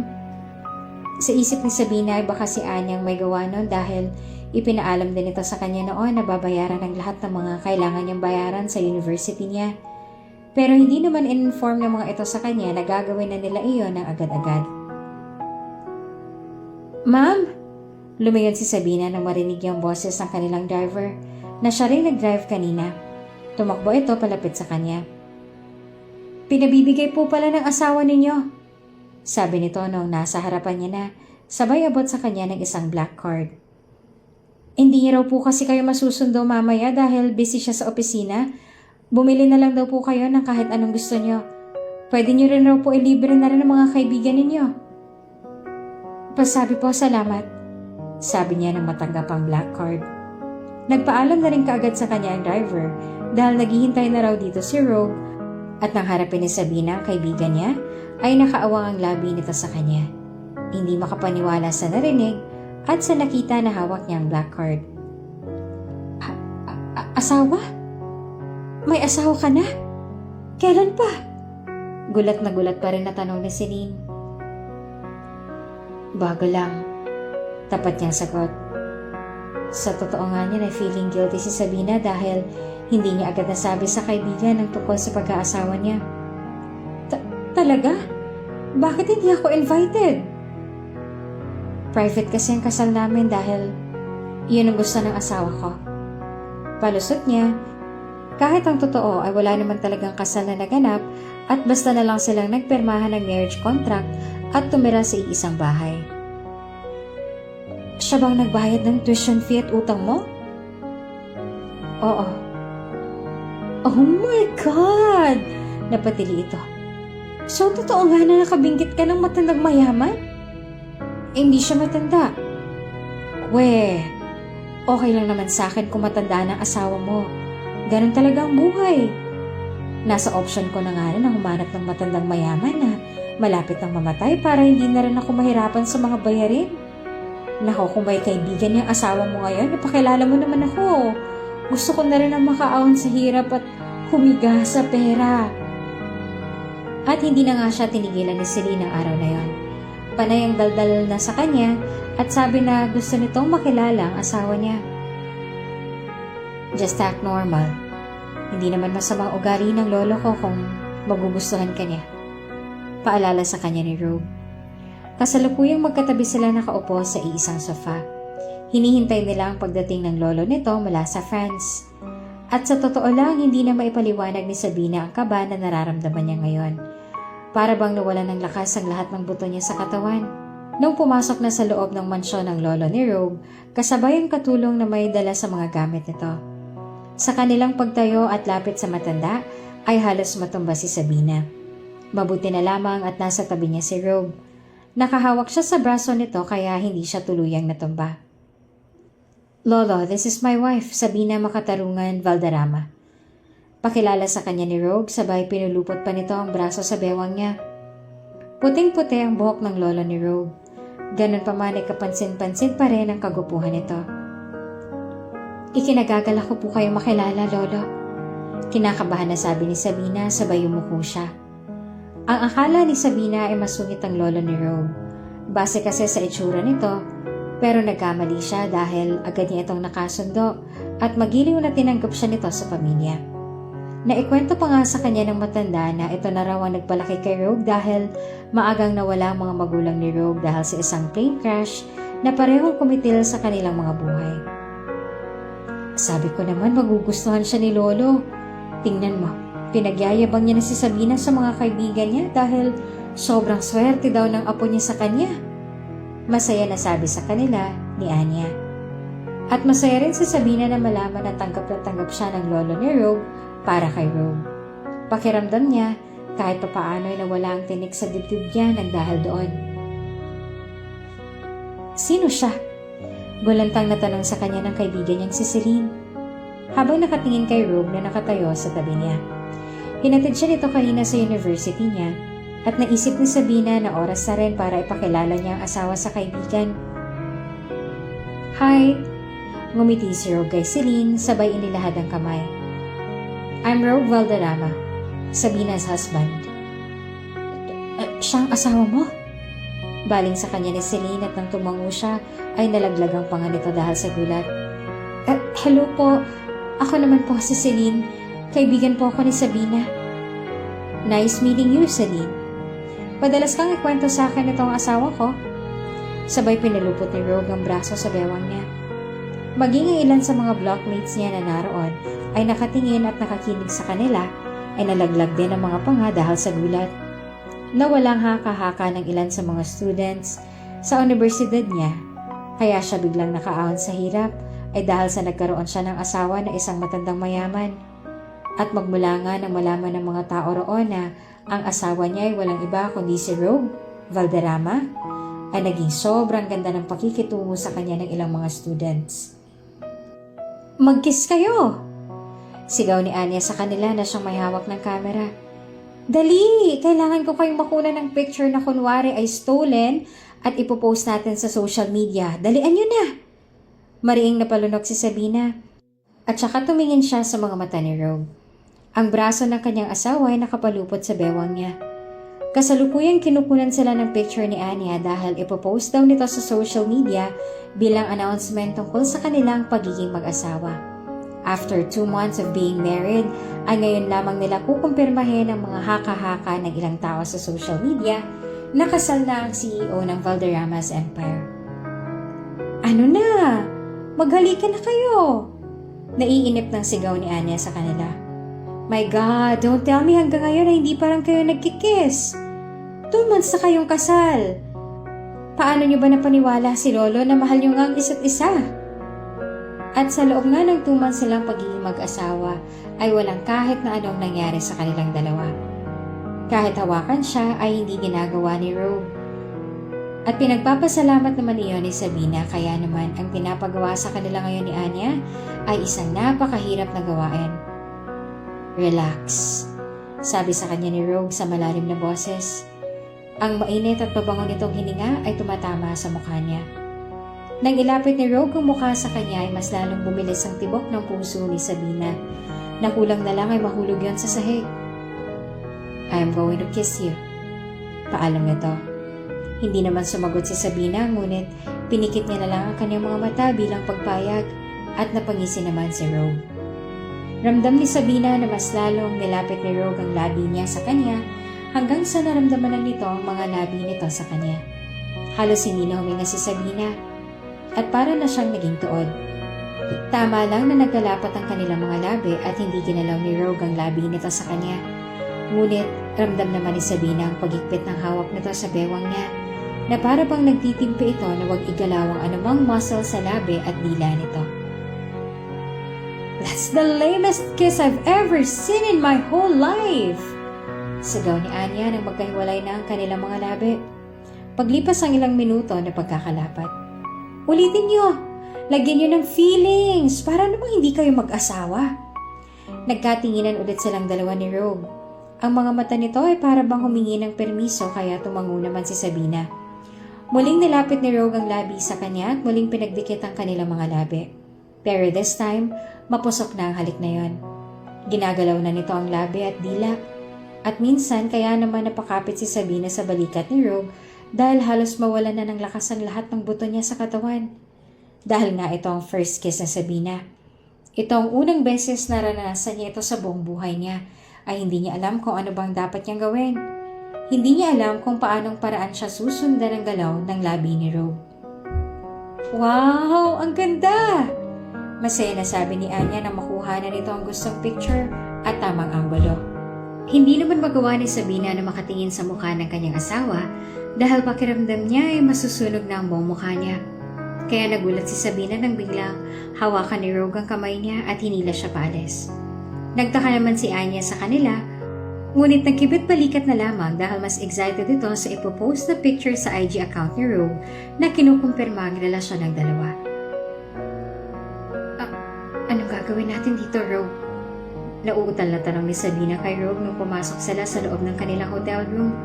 At ang mga mata niya ay mas lalong nanlaki nang itulak siya ni Rogue pasandal sa pintuan at kinorner siya nito.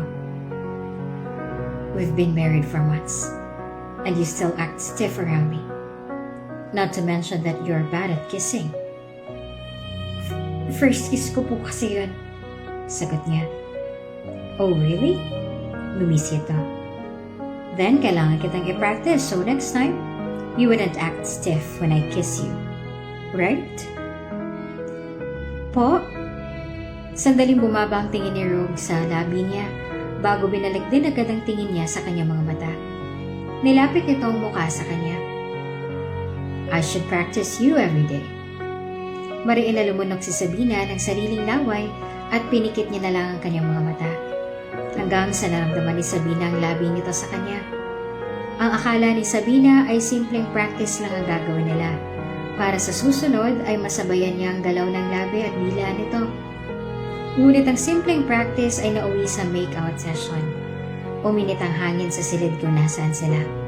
Maging ang kanilang mga katawan ay nag-init. Are you sure you're okay if I do this?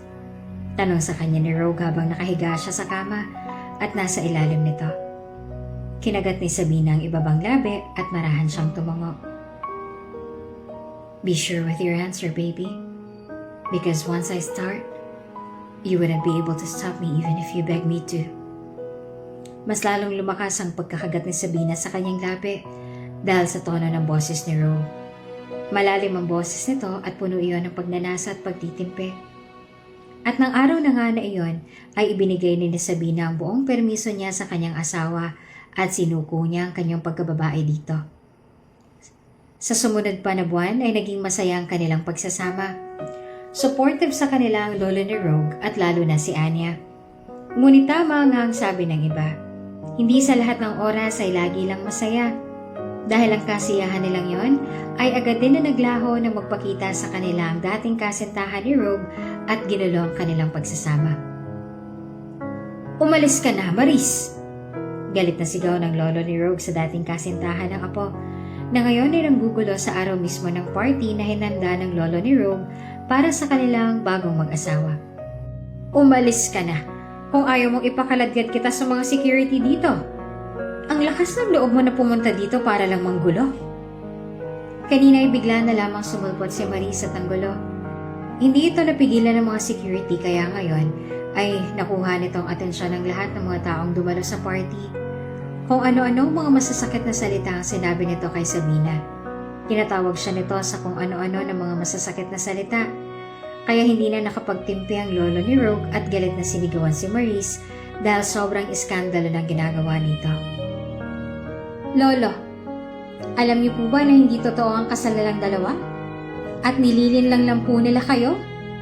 Sigaw ni Maris. Tumigil ka na, Maris. Galit naman na sigaw din ni Rogue. Kahit anong gawin mo, ay wala na magbabago. Huwag mo idadamay ang asawa ko sa mga bagay na gusto mong mangyari. Tapos na tayo, Maris. Matagal na tayong natapos. Itigil mo na to, hindi ko kayo titigilan. Dear ex-boyfriend, hindi ko kayo hahayaan na maging masaya at matagumpay sa mga plano ninyo. Ilalabas ko kung anong baho ninyong dalawa. Tingnan na lang natin kung sino magmumukhang kawawa ngayong gabi.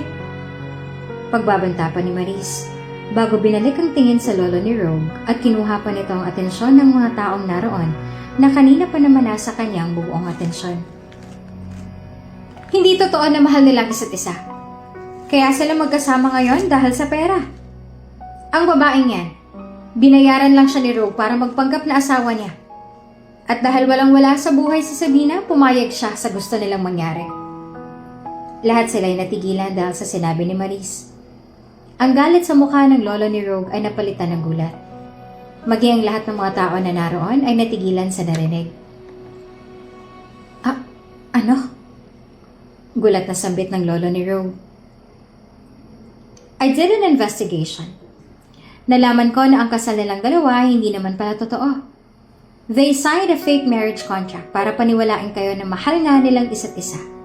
Pero ang totoo niyan, ay hindi naman talaga sila kasal at pera lamang ang habol nila sa inyo. Sa tingin mo ba maniniwala pa ako sa iyo matapos ang ginawa mo noon sa apo ko? I have evidence, Lolo. Tingnan niyo at basahin para malaman natin kung sino nga bang nagsisinungaling ngayon. Lolo, sinubukan ni Rogue na pigilan ng lolo ngunit galit na tiningnan nito ni Lolo Fidel sabay, "Tumigil ka, Rogue." Kinuha nga ng lolo ni Rogue ang brown envelope na inabot ni Maurice. Binuksan nito iyon at nilabas ang isang papeles. Binasa nito kung ano nakasad doon. Sunod ay minalabas ito na pictures na hindi alam nila kung anong klase ng picture. Hindi magawang makagalaw ni Sabina. Putlang-putla na ang kanyang itsura at halos natuod na siya sa kinatatayuan niya. Si Anya at Rogue naman ay sinubukan na pigilan si Lolo Fidel, ngunit maging ang dalawa ay wala na ring nagawa. Si Maris naman ay unti-unting napapangiti nang makita ang reaksyon ng mukha ni Lolo Fidel. Galit at gulat. Iyon ang bumalot sa mukha ni Lolo Fidel. Totoo ba ang lahat ng to, Rogue? Totoo ba na niloloko niya lamang ako? Galit na tanong ni Don Fidel. Magsabi kayo ng totoo. Dahil batid ko na alam ninyo kung gaano ko kaayaw ang pagsisinungalingan ako. Nagbaba ng tingin si Sabina. Hindi niya na napigil ang buhos ng kanyang mga luha. Sobrang hiya ang kanyang nararamdaman. Sinayang niya lang ang tiwala sa kanya ni Don Fidel. Dahil sa pera, ay sinira niyang tiwala nito sa kanya. Sobrang nahihiya siya na gusto niya na lang na tumakbo para takasan ang lahat ng kahihiyan na ito. Lahat ng sinabi ni Marisa ay totoo. Ngayon na nga nabunyag ng totoo, nang maaga kaysa sa inaasahan nila, ay hindi nila alam kung ano ang kanilang gagawin. Wala namang ideya si Anya kung paano nalaman ni Marisa ang totoo kaya hindi nito magawa na magbaliktad ng kwento, lalo na't may mga pruweba pa ito. May mga pictures na kausap ni Anya si Sabina at evidence na magpapatunay na hindi totoo ang marriage contract na pinirmahan nila. Lolo, let me explain. Sinubukan ni Rogue na ipaliwanag sa lolo nito ang lahat, ngunit galit na pinutol nito ang sasabihin. Sa itsura pa lamang nito ay masasabi na ni Don Fidel na lahat ng mga sinasabi ni Maris ay totoo. Explain what, Rogue? Ano pang ipapaliwanag mo ngayon na nabunyag ng totoo? Na ang lahat ng ito ay plenano niyo lang para nilangin ako. Nagagalaiti sa galit ang mata ni Don Fidel. Pinaniwalaan ko kayo dahil ang buong akala ko ay mahal niyo talaga ang isa't isa. Kahit una pa lang ay kahinahinala naman talaga ang biglaang pagpapakasal ninyong dalawa. Pero mas pinili ko kayong paniwalaan dahil iniisip ko na baka gusto nga ninyong magsama na. Kaya hindi niyo na hinintay ang basbas ko. Pinaniwalaan kita, Rogue. Dahil alam ko na hindi mo ako lolokohin dahil ako nagpalaki sa'yo at kilala na kita. Alam ko na mabait ka. Alam ko na pwede kitang pagkatiwalaan pero anong ginawa mo? Anong ginawa ninyo? Binigo ninyo ako. Sinira niyo lang ang tiwala ko sa inyong dalawa. Niloko at pinaniwala niyo ako sa mga kasinungalingan ninyo para lang sa pera na ibibigay ko naman sana sa'yo dahil sa'yo naman talaga nakatakda yun. Labis ang galit sa kanila ni Don Fidel. Kahit anong gawin nila ay hindi sila nito pinakinggan. At sa bawat araw na lumipas ay hindi siya pinapatahimik ng guilt niya. Hindi makakaya ni Sabina na matulog sa gabi knowing na binigo at niloko nila si Don Fidel. Isang linggo mula nang mangyari yon ay naging sobrang abala si Rogue dahil hindi lamang basta ang lolo nito ang naging problema, kundi sunod-sunod na rin ang mga problema sa kumpanya nito. Habang si Sabina ay gabi-gabing kinakain ng konsensya niya, pakiramdam niya lahat ng tao sa kanilang bahay at university ay nasa kanyang tingin. Nagbubulungan at pinagtatawanan siya. Hindi makaya ni Sabina ang ganong pakiramdam kaya nagpasa siya na iwan si Rogue. Umalis siya sa bahay nito nang walang paalam at bumalik sa kanilang probinsya para matakasan ang lahat ng mga pagbabatikos na natatanggap niya. Ngunit mas masaklap pa pala dahil sa pagbabalik niya sa kanilang probinsya ay hindi siya tinanggap ng kanyang mga magulang. Sa halip na tulungan at maawa ang mga ito sa kanya dahil sa nangyari, ay itinakwil pa siya ng mga ito. Walang ibang choice si Sabina kundi ang sumama sa auntie niya, ang kapatid ng kanyang ina, at sa kanila na lang nakitira. Malayo sa probinsya nila siya dinala ng auntie at ng asawa nito. Isang linggo ng pananatili niya sa bahay ng auntie niya ay hindi pa rin siya pinatahimik ng konsensya niya. Araw-araw pa rin siyang pinapanatiling gising noon hanggang sa nalaman ni Sabina na siya ay nagdadalang tao. Dahil mahirap lang din ang buhay ng auntie niya, tumutulong siya sa bukid ng mga ito para hindi siya gaanong maging pabigat sa kanila. Sabina, wag mo na munang tabasin ng mga dayami, kami nang bahala riyan. Baka mapano pa yung dinadala mo. Sabi sa kanya ng asawa ng kanyang auntie na si Uncle Berth. Ayos lang po ako, Uncle. Kaya ko na po ito. Nako, wag mo nang ipilit yung sarili mo sa ganyang gawain. Ilang buwan pa lamang yung dinadala mo, baka kung ano pang mangyari sa inyo kung itutuloy mo yan. Nang malaman nga ng auntie at ng asawa nito ang tungkol sa pagdadalang tao niya, ay naging maalaga ito sa kanya.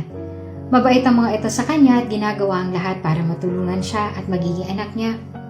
Sobrang laki ng utang na loob sa kanila ni Sabina. At sa totoo lang, ay hindi niya na alam kung paano niya pa mababayaran ang lahat ng tulong ng mga ito sa kanya dahil wala naman siyang pera. Hindi niya rin kasi tinanggap ang pera na ibinigay sa kanya ni Rogue na hanggang ngayon ay nasa bank account niya at plano niya nang ibalik sa dating asawa. Feeling niya kasi hindi niya naman deserve ang lahat ng yon dahil may nasaktan at niloko siya. Ang tanging dala ni Sabina sa kanyang pag-alis sa poder ng mga magulang niya ay damit at tibay ng loob. Alam kong nahihirapan ka sa buhay mo ngayon, Sabina. Sabi sa kanya ng auntie niya habang nakaupo siya sa upuan na gawa sa kawayan at ang mga kamay ay nakahawak sa umbok na tiyan. Napansin kasi ng auntie niya na kanina pa siya nakaupo rito kahit malalim na ang gabi at hindi rin namalaya ni Sabina na tumutulo na pala ang mga luha niya dahil sa hirap ng pinagdadaanan niya ngayon. Huwag ka mawawalan ng pag-asa, ha? Nandito lang kami ng Uncle Berth mo para sa'yo. Aalagaan kayo namin hanggang sa kaya pa namin. Hindi mo kailangang isipin na mag-isa ka lang sa pagsubok na ito. Dito lang kami laging nasa tabi mo at handa kang lumayan. Mas lalo naman na dumaming mga luha ni Sabina dahil sa sinabi ng auntie niya, kaya naman ay niyakap siya nito at inalo. Maraming salamat po sa inyo ni Uncle, Auntie. Kung wala po kayo, ay hindi ko alam kung ano pong gagawin ko. Siyempre, pamangkin kita kaya nandito lang ako para sa iyo. Malambing na sabi nito sa kanya, kaya mas lalong humigpit ang pagkakayakap ni Sabina dito. Basta, pangako mo lang sa akin na magpapakatatag ka at hindi mawawala ng pag-asa para sa magiging anak mo. At pangako din namin sa iyo, nandito lang kami handang tulungan at suportahan ka.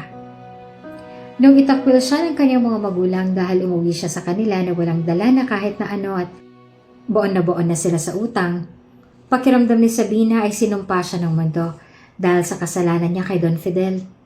Pakiramdam niya ay tinalikuran siya ng mundo. Labis siyang nasaktan at nadurog na umabot sa punto na gusto niya na lang mawala sa mundo. Mabuti na lamang at may mabait siyang auntie na walang pagdadalawang isip na tulungan siya. Nang malaman niya na siya ay nagdadalang tao, ay nagkaroon siya ng pag-asa sa buhay.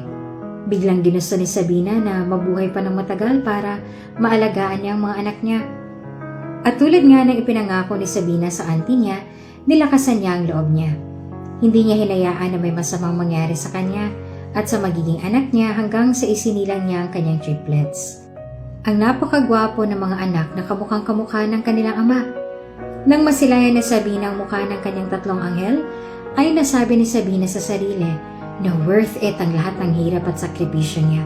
Dahil ligtas ang tatlo niyang anghel, walang masamang nangyari sa kanila. Mabilis na lumipas ang araw at buwan hanggang sa ang kanyang tatlong anghel ay malalaki na at kaya na magsalita. Lumaki ang tatlo na matatalino tulad ng kanilang ama. Lahat siguro ng katangian ni Rogue ay namana ng kanilang tatlong anak. Sigurado ka ba talaga na nandito siya, Rogue? Tanong na ngayon ay 39 years old nang si Anya kay Rogue na siyang nagmamaneho ng sasakyan. Oo, Ayon sa kapatid niya, dito raw pumunta si Sabina kasama ang auntie at uncle niya. Sagot naman ni Rogue. Kanina pa nila hinahanap kung nasaan ang bahay ng auntie ni Sabina, ngunit hindi nila iyon mahanap. Marami na silang mga pinagtanungan at ang sagot sa kanila ay diretsahin lamang daw nila ang daan at matatagpuan nila ang bahay ng mga ito. Ngunit kanina pa nila tinatahak ang daan ay wala silang makita na tulad ng tinutukoy sa kanila ng mga pinagtanungan nila. Hininto ni Rogue ang sasakyan niya sa may gilid ng daan. Lumabas sila ni Anya at lumapit sa isang tindahan na kung saan ay may nagkukumpulan ng mga babae at may kung anong pinag-uusapan. Pagkakita pa nga sa kanila ng mga ito ay gulat na gulat ang 6 na babae. Magandang hapon po sa inyo. Mabait na bati ni Rogue sa kanila. Mawalang galang na po pero maaari po ba kaming makapagtanong sa inyo? Aba, oo naman sir. Sagot ng lalaki na umiinom ng Red Horse sa gilid. Ano bang itatanong mo sa amin? Parang bago lang kayo rito sir ah. Ganda ng sasakyan ninyo. Kahit anong itanong mo sa amin ay hindi ka namin ililigaw dahil kabisado namin ang lugar na to. Napangiti naman si Rogue. Salamat naman po kung ganon. Pero, kilala niyo po ba si Sabina Makatarungan? Nakatira po siya sa mag-asawang Berth at Lolita Santiago. Aba, si Saba ka mo? Yung may anak na mga cute-cute na triplets? Wika ng isang ginang na may sigarilyo sa pagitan ng gabi. Nagulat naman at nagtaka naman si Rogue dahil sa sinabi nito na may anak na pala ang kanyang dating asawa. Opo, siya nga po. Bakit, iho? Kaano-ano mo ba yung pamangkin ni Lolita? Nagtanong ang isa pang babae. Asawa niya po ako. Ay nako, kung ganun ikaw palang ama ng triplets. Kaya naman pala napaka-pamilyar ng mukha mo sa amin dahil kahawig na kahawig mong mga anak ninyo. At dahil nga sa sinabi nito ay mas lalo nang bumilis ang tibok ng puso ni Rogue. Nakaramdam siya ng saya at kakaiba na pakiramdam na hindi niya maipaliwanag. Sa ngayon ay gusto niya na talaga na makita ang kanyang dating asawa para makapagpaliwanag siya at makita ang triplets na tinutukoy nitong mga babae. Opo, maaari ko po bang malaman kung saan sila nakatira? Tanong ni Rogue na hindi na mapigil ang excitement. Diyan lang sila nakatira sa may malapit, iho. Diyan sa barong-barong na gawa sa anahaw ang bubong, iyon ang bahay nila.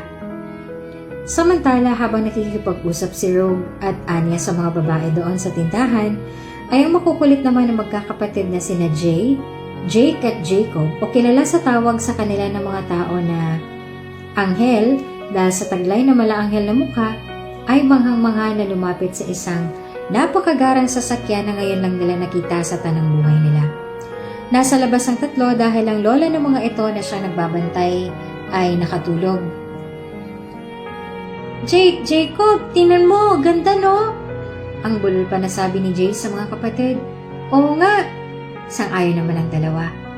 At dahil bago pa lang sa paningin ng tatlo ang ganong sasakyan at sadyang makulit ang tatlo, ay pinag-interesan nga nila ang sasakyan na yon. Gamit ang putik, kinuha ni Jay sa gilid at nag-drawing ang tatlo ng kung ano-ano sa sasakyan. Kahit 3 taong gulang pa lamang ay matalino ang tatlo, kaya alam na alam nila kung anong mga dinodrawing nila doon. At puro yon mga lobo. Anong ginagawa ninyo? Nagulat ang 3 bata nang biglang may salita na lalaki mula sa kanilang likuran. Sabay-sabay na binaba ng mga bata ang kanilang mga kamay at kanina lang ay abala sa pagdodrawing sa sasakyan at sabay din silang umikot sa harap ng lalaki na nagsalita. Hala, lagot tayo! May tao! Bulol na sabi ng isang bata sa mga kapatid. Habang takot na takot ang tatlo ay hindi naman makagalaw si Rogue dahil sa gulat nang makita ang mukha ng 3 bata. Maging si Anya ay natigilan at hindi makapaniwala. Magkamukha ang 3 na para silang pinagbiyak na bunga. Parehong kulot ang kanilang mga buhok at hazel green ang kulay ng kanilang mga mata. Hala! Naiiyak na ang isa sa 3 bata, sabay tinuro nito ang kapatid. Siya po na drawing, hindi po ako. Opo, ako po na drawing. Matapang na pag-amin naman ng bata. Naramdaman ni Rogue ang pagngingilid ng luha sa kanyang mga mata habang nakatingin sa mga bata na sigurado siyang mga anak niya. Unang tingin pa lamang ay malalaman na anak niya ang tatlo dahil kamukhang-kamukha niya mga ito. Anong pangalan ninyo? Tanong ni Rogue sa tatlo bago siya lumuhod sa harapan ng mga ito para pantayan ang height ng mga ito. Sa pagluhod ni Rogue ay narinig niya ang sinabi ng isang bata sa mga kapatid na, "Ala, kamukha niya tayo?" "Ako si Jay. Ako si Jacob. Ako si Jake." Iyon ang sabay-sabay na pakilala sa kanya ng tatlo. At sobrang cute nilang pakinggan dahil sabay-sabay talaga nila na sinabi yon at sobrang bulol pa sila. "Maaari ko bang malaman kung anong pangalan ng mama ninyo?" "Ano nga ulit ang pangalan ni mama?" tanong ni Jacob sa mga kapatid. Kahit na mahirap i-identify kung anong pangalan dahil magkakamukha talaga ang tatlo, ay mabilis naman ang tandaan ni Rogue kung anong pangalan ng mga ito. "Ako alam ko," sabi ni Jake sabay taas ang kamay. "Ang pangalan po ng mama ko ay Sabina. Makatawu. Nalimot ko na po kung ano eh." At ang nakataas itong kamay ay ginamit pangkamot sa ulo. "Makatarungan?" tanong naman ni Rogue. "Opo." At yun ang masaya na sabay-sabay na sagot sa kanya ng triplets. At ngayon ay kumpirmado na ni Rogue na ang mga batang ito ay mga anak niya nga. Walang halong pagdududa. Gusto nang bumuhos sa mga luha niya dahil sa sobrang saya. Hindi na rin napigil ni Rogue ang sarili at niyakap niya ng sobrang higpit ang tatlo na nagulat at natakot naman sa ginawa niya. "Pasensya na," sabi ni Rogue sa mga bata nung kumalas na siya sa yakap. "Masaya lang ako na makita kayo." Balot ng pagtataka ang mukha ng tatlo. Si Anya ay umiiyak na at panay ang punas sa mga luha. "Bakit po kayo naiiyak, mister?" Inosente na tanong sa kanya ni Jake. Pinunasan ni Rogue ang luha niya na hindi niya naman namalayang pumapatak na pala. "Pasensya na ha. Masaya lang talaga ako." At kapag kuwan ay nagtanong siya, "Pwede niyo ba akong dalhin kung nasaan ang mami ninyo?" "Bakit po? Pagagalitan niyo po ba siya?" Si Jacob na nagtanong. "Hindi. Gusto ko lang siyang makausap. Matagal ko na siyang hinahanap eh." Nagkatinginan ng tatlo na para bang nababasa na kung anong laman ng isip ng bawat isa. Nabasa naman ni Rogue ang pag-aalangan sa mga mata nito dahil ganon-ganon din siya kung nag-aalala. "Ako si Rogue Valderrama. Dati akong kaibigan ng iyong ina at gusto ko lang siya na makausap tungkol sa isang bagay." At nang masiguro nga ng tatlo na hindi siya masamang tao, ay pumayag ng mga ito na samahan siya papunta kung nasaan ang ina nito. At habang naglalakad sila, panay pa rin sa pag-iyak si Anya. At sinasabi sa kanya na anak niya nga ang bata nang walang halong duda.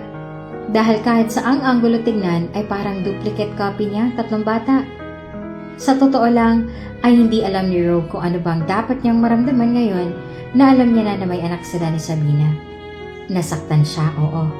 Ngunit alam niya sa sarili na hindi naman siya nagalit dahil tinago sa kanya ni Sabina ang kanilang mga anak. Alam naman ni Rogue na may kasalanan at pagkukulang din siya. At ang gusto niya lang naman na gawin ngayon ay makabawi siya sa lahat ng pagkukulang niya sa kanyang mag-iina. "Mama!" Malakas na tawag ng tatlo na nasa gitna ng palayan at nagtatanim ng mga palay.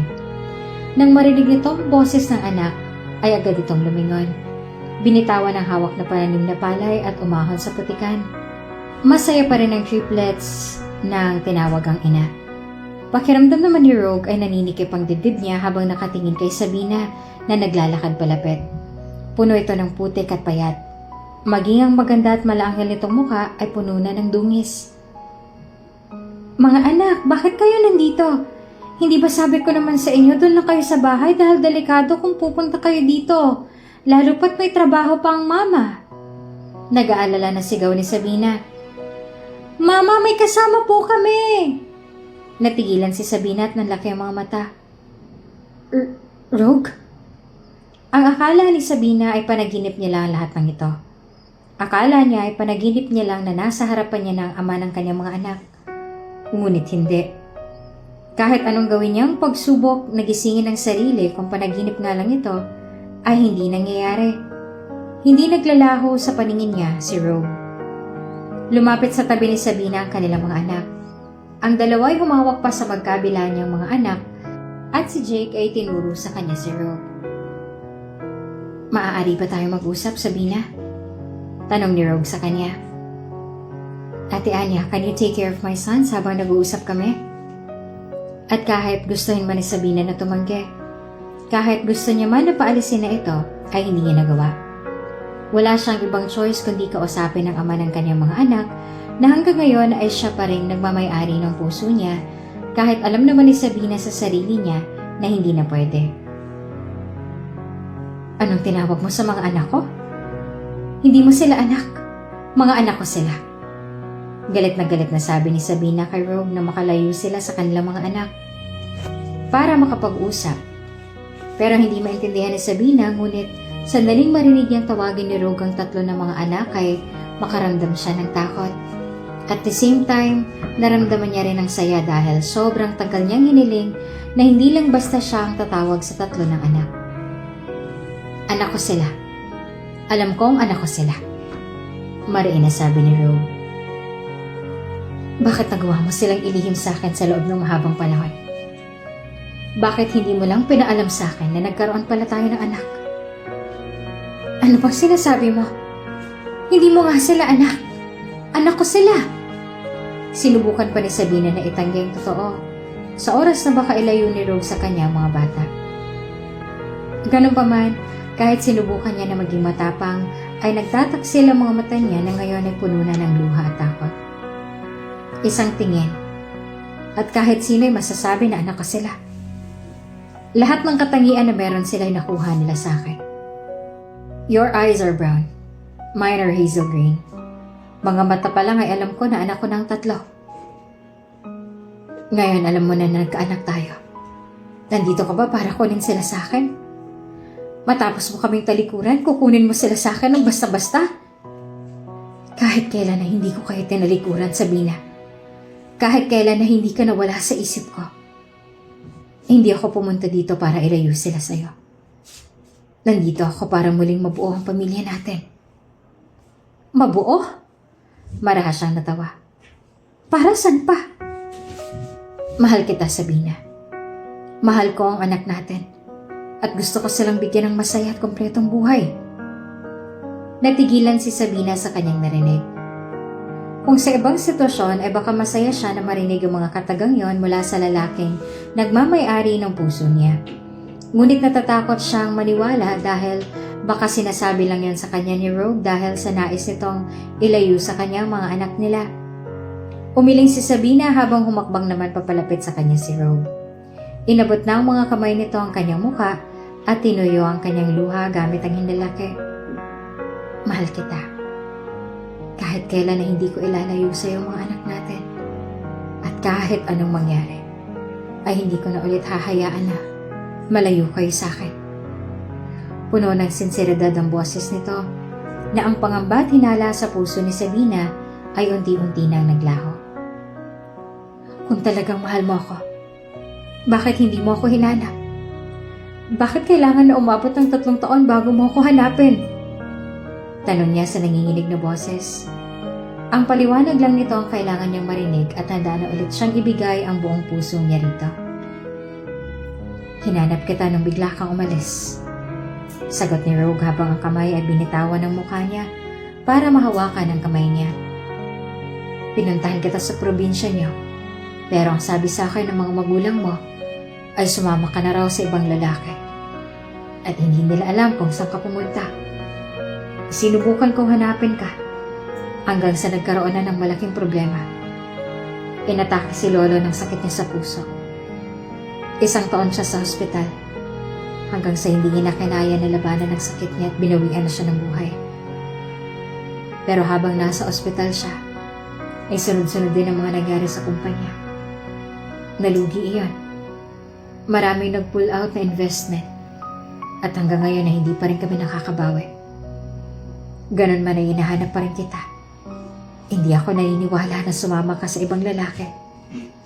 Hanggang sa dumating na ang araw na hinihiling ko. Tinawagan ako ng kapatid mo para sabihin na hindi na nito kayang magsinungaling. At sinabi na sa akin ang kinaroroonan mo. Matapos marinig ang paliwanag ni Rogue, pakiramdam ni Sabina ay nawala ang mabigat na bagay sa kanyang dibdib na dinadala niya sa loob ng 3 taon. Ang galit na tinanim niya kay Rogue dahil hindi man lang siya nito hinanap. Pakiramdam niya ay tila parang isang bula na naglaho ang lahat ng yon. Ngunit muli rin naman siyang nasaktan dahil sa nalaman na ng mga magulang niya mismo ang dahilan kung bakit hindi siya agad nahanap ni Rogue. Kung bakit hindi agad nakasama ang mga anak niya ang kanilang ama. Bigyan mo ako ng isang pagkakataon at itatama ko ang lahat ng maling nagawa ko sa inyo noon. Just one more chance, Sabina. Isa pang pagkakataon. Gusto ko kayong makasama ng mga anak natin. Gusto ko ng mabuong pamilya natin. Pakiusap sa kanya ni Rogue. Ngunit hindi niya pa magawa na sabihin dito na pinapatawad niya na ito at handa niya nang ibigay muli ang puso niya rito. Natatakot kasi si Sabina na baka kapag sinabi niya yon ay maglaho sa paningin niya si Rogue at magising siya mula sa magandang panaginip na ito. Nang malaman ng triplets na ang kanilang ama ay si Rogue, sobrang naging masaya ang tatlo at halos hindi na sila bumitaw sa kanilang ama. Sa sobrang saya ay naiiyak pa ang tatlo kaya lahat sila ay naiyak din. Ang makita na magkakasama ang kanyang mag-ama ay bagay na matagal nang hiniling ni Sabina. At ngayon ay nangyayari na nga. Humingi rin ng tawad sa kanya si Anya dahil sa mga nangyari noon. At maging si Sabina ay humingi rin ng tawad sa kanila. Lalo na kay Rogue dahil bigla na lang siyang naglaho ng walang paalam at tinago niya pa ang mga anak nila. Pinatawad nga rin agad siya ng mga ito. Siya pong ama ng mga anak ko, auntie, uncle. Pagpapakilala ni Sabina kay Rogue sa auntie at uncle niya na sobrang gulat na gulat sa nakita. Wow! Mahana sabi ng auntie niya at bumaling kay Anya. At siya, sino naman siya? Kaya masaya naman na nagpakilala si Anya sa kanila. I'm Anya, pinsan ako ni Rogue at ako rin ang secretary niya. Auntie ako ng mga anak niya. Kung ganun, mayaman pala talaga ang anak ng mga anak mo. Eh bakit nagtitiis ka pa sa mahirap na buhay at pang-aalipos na sa'yo ng mga magulang mo? Hindi na po sa ngayon, auntie. Sagot ni Rogue. Hindi na po ako papayag na maulit ang nangyari sa kanila noon. Ngayon kasama na po nila ako, ibibigay ko ang buhay na deserve nila.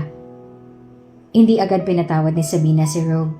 Pinahirapan muna nito ang kanyang matamis na oo dahil gusto muna mapatunayan ni Sabina na seryoso nga ito sa sinasabi at hindi siya nito niloloko. Niligawan siya ni Rogue at hindi lang siya ang niligawan nito, kundi maging ang mga anak nila hanggang sa muling lumambot si Sabina at ibinigay na nga ang matamis niyang oo sa lalaking mahal na mahal niya. Nang sandaling makabalik sila sa kanilang bahay, ay pinuntahan ni Sabina ang punto ni Don Fidel at humingi siya ng tawad. Sinabi naman sa kanya ni Rogue na napatawad na raw siya ni Don Fidel at bago pang araw ito mamatay, ay gusto pa siya nitong makita para sabihin na pinapatawad na siya nito. Dahil nga roon ay nabawasan ng guilt na nararamdaman ni Sabina. Si Maris naman ay wala na silang naging balita matapos itong umalis ng bansa para magpakalayo-layo nung gantihan nito si Rogue at bumagsak din ang kumpanya ng mga ito. Ngunit isa lang ang sigurado sila, hindi na ulit sila magugulo nito. Kahit anong gawin nito ay hindi na ulit sila magkakahiwalay. Their strength has grown immensely, fueled by the trials they faced and nurtured by their unwavering love for each other. Tinulungan din ni Rogue ang auntie at uncle niya na siyang kumupkup sa kanila noon ng mga anak niya bilang pasasalamat sa kabutihan sa kanya. Katulad nga na ipinangako ni Rogue ay binigyan sila nito ng maayos at masayang buhay para sa mga anak nila. Patawarin mo kami sa lahat ng mga mali na nagawa namin sa inyo noon, anak. At paglipas ng ilang buwan ay nagparamdam sa kanya ang kanyang mga magulang para humingi ng tawad. Buhat-buhat ng mga ito ang pamangkin niya sa kanyang bunsong kapatid na ilang buwan lang tanda sa mga anak niya. Pinapatawad ko na po kayo, Mama, Papa, at Sunshine. Sabi ni Sabina at isa-isa na silang tiningnan. Matagal ko na po kayong pinatawad. Ayoko po na lumaki ang mga anak ko. Iisipin nila ang galit at tampok ko sa inyo. Gusto ko po ng maayos na buhay para sa mga anak ko. Maraming salamat, anak. Lumuluha na sabi ng magulang niya sa kanya bago siya nilapitan at yumakap sa kanya. Oo nga, nung panahon na kailangan niya ng karamay, ay tinalikuran siya ng mga ito. Ngunit nakalimutan na yon ni Sabina para sa mga anak niya. Ayaw niya kasi na lumaki ang triplets na ang galit niya sa kanyang mga magulang ang nasaksihan. Ganun pa man, kahit napatawad niya ang mga ito ay aaminin ni Sabina na hindi na ulit siya magtitiwala sa kanila tulad ng dati. Pakiramdam niya pa rin kasi pa yung pagitan sa kanila na naglalayo sa kanya sa kanila. Hindi niya na ulit kayang pagkatiwalaan sila katulad ng dati. Hindi niya na ulit kayang ibigay ang lahat-lahat sa kanila tulad ng ginawa niya noon. Pero sobrang masaya si Sabina sa desisyon niya na patawarin sila. Dahil lahat ng mabigat sa dibdib niya ay nawala at napuno na yon ng pagmamahal at kasiyahan. Ang lahat na lang ng kanyang pagmamahal ay binuhos niya sa pamilya niya, lalong-lalo na sa mga anak nila. Paglipas nga ng isa pang taon ay muli nakabawi ang kumpanya ni Rogue at bumalik ito sa dati. Lahat ng mga nawala ay napalitan. Mahal na mahal ko kayo ng mga anak natin, Sabina. Kahit anong mangyari ay mananatili ako sa tabi ninyo. Mahal na mahal ko kayo. Walang labis at walang kulang. Madamdamin na sabi naman ni Rogue sa kanya. At sa pangalawang pagkakataon nga sila ay kinasal. This time, totoong kasal na at pareho na ang kanilang nararamdaman para sa isa't isa. Gumiti naman si Sabina sa kanyang asawa. Mahal na mahal din kita. Kayo ng mga anak natin. Nang sandaling sakupin ni Rogue ang kanyang labi sa harap ng altar at mga taong malapit sa kanilang buhay, ay napuno ng palakpakan ng simbahan at nangingibabaw din ang boses ng kanilang mga anak na sobrang masaya rin sa mga kaganapan. At ang mga oras na nga iyon ay pareho silang wala ng ibang mahihiling pa dahil lahat ng hiniling nila noon ay pinagkaloob na sa kanila ng may kapal. Masayang masaya silang pamilya at mahal na lang isa't isa.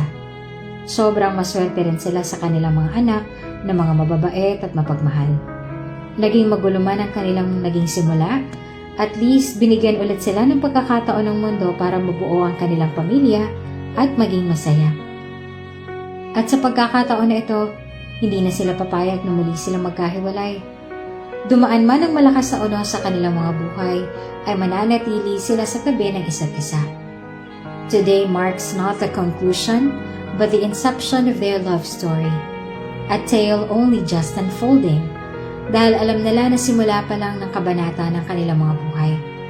Ngunit batid naman nila na hindi na magiging malungkot at mapupuno ng sakit ang kanilang kwento dahil mapupuno lang yon ng kasiyahan at pagmamahalan.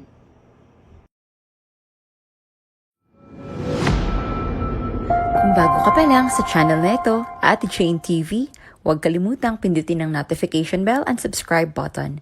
Sana po hindi naman malaking abala sa inyo ang pagpindot ng subscribe button dahil ang kapalit po nito ay ang pagsuporta para makapag-produce ng mga libreng stories sa mga channels ni Ate Jane. Ma'am!